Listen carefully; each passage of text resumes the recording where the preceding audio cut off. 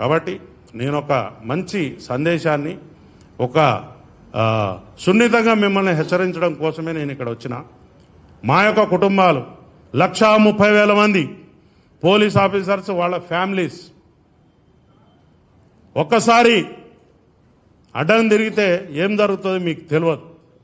కాబట్టి నేను చెప్తున్నా, పోలీసు వారి మీద నోరు బారేసుకోవడం బంద్ చేయి. మా ఇన్వెస్టిగేషన్ చక్కలేదు, మేము సరైన సెక్షన్లు పెట్టలేదు. There is a platform. నువ్వు చక్కగా పో, చట్టం దగ్గర పో. వీళ్ళు సరి అయినటువంటి నా మీద అభియోగాలు పెట్టలేదు కాబట్టి దాన్ని రద్దు చేయించుకో. రద్దు చేయించుకున్న తర్వాత నీకు ఇంకా బాగా కసి కోపం ఉంటే వారి మీద డిఫేమేషన్ సూటి. కానీ అడ్డదిడ్డంగా పోలీస్ అధికారుల జోలికి వస్తే మాత్రం ఇందాక నేను చెప్పినట్టు కట్ అయిపోతుంది. రీల్స్ కట్ అవుతాయి. సీదా చెప్తున్నా, రీల్స్ కట్ అవుతాయి. ఇన్ని రోజులు మేము వేచి చూసినాం. ఇంకా కొంతమందికి చెప్తున్నా నేను, పోలీస్ ఆఫీసర్లను లంజొడక, వాడేవాడు వీడేవాడు, దొమ్మికొద్దాం, అది చేద్దాం అనుకున్న పెద్ద మనుషులకు కూడా రీల్స్ కట్ అవుతాయి. మేము టాలరేట్ చేసే స్థితిలో లేం. Be careful in future.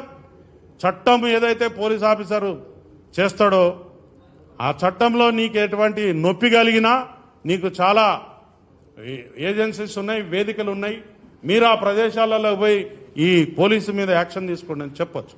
కానీ అంత పని చేసి దగ్గర 10,000 మంది క్రౌడ్ ఉన్నది, 50 మంది కూడా లేరు అక్కడ ఆఫీసర్స్. మొత్తం నీకు పోలీసు అంతా వచ్చి నీకు అక్కడ పనిచేస్తున్న తర్వాత కూడా నువ్వు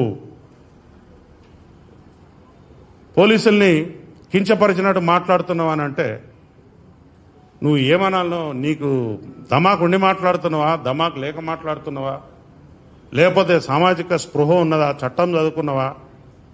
ప్రతి ఒక్క పౌరుని బాధ్యత రాజ్యాంగం గురించి తెలుసుకోవటం, చట్టం గురించి తెలుసుకోవటం. చిన్న చిన్న విషయాలు కూడా మీరు ముందేసుకుని ఎవరిని బ్లేమ్ చేద్దాం అనుకుంటున్నారు, ఎలా బయటపడదాం అనుకుంటున్నారు? This is not the way. నువ్వు ఎవరినో బదనాం చేసి బయటపడాలనుకునేది తప్పు. నువ్వు చేసింది తప్ప రైటా అనేది కూడా నేను చెప్పాను. ఎందుకంటే నీ విజ్ఞతకు వదిలేస్తా.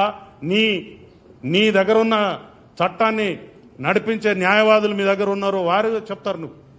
అంతేగాని కోర్టు ఏం చెప్పింది? కోర్టు విషయాలు నేను మాట్లాడకూడదు, కానీ ఏం చెప్పింది? నీ కోర్టు కేసు తీసేసిందా? తీసేస్తే మరి మంచిగా హ్యాపీగా తిరుగు. తీసేసిందాక మాత్రం నువ్వు ముద్దాయివే కదా. ముద్దాయి ఏం చేయాలి? నీకు రెగ్యులర్ బెయిల్ కూడా కాదు, ఇంటరిమ్ బెయిల్. నువ్వు దాన్ని చూసుకుని నాకు అంత స్వేచ్ఛ వచ్చేసింది అనుకోవద్దు. You are under the clutches of law. చట్టాన్ని నువ్వు ఖచ్చితంగా పాటించవలసినదే. చట్టాన్ని పాటించకపోతే జైలు ఊసల వెనక ఉండాల్సిందే. అది చట్టం.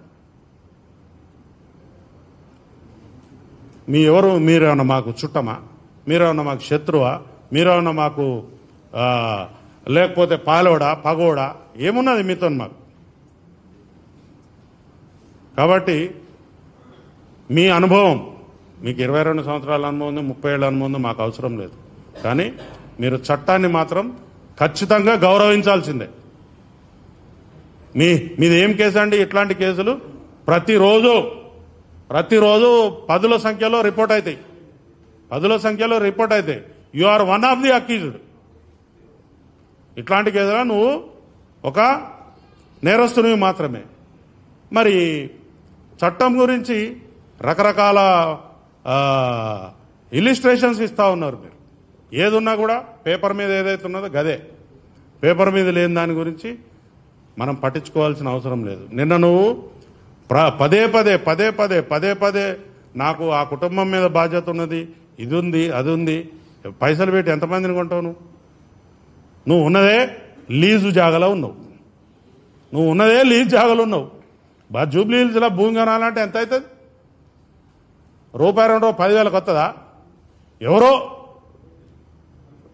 రాజకీయ నాయకుడు ఇక్కడ మీ ఇండస్ట్రీ డెవలప్ కావాలని చెప్పి మీకోసం ఒక సౌలత్ కల్పించారు.